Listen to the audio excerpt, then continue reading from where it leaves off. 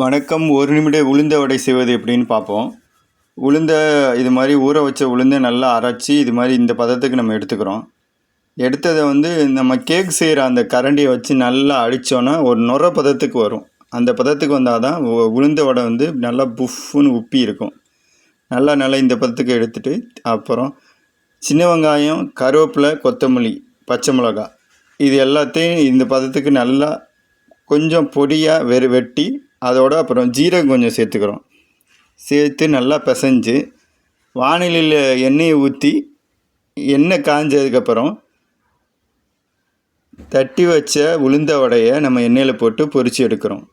சுவையான ஒரு நிமிட உளுந்த வடை தயார். வந்த விருந்தாளிக்கு பரிமாறுங்க, இன்பமாக இருங்க. நன்றி, வணக்கம்.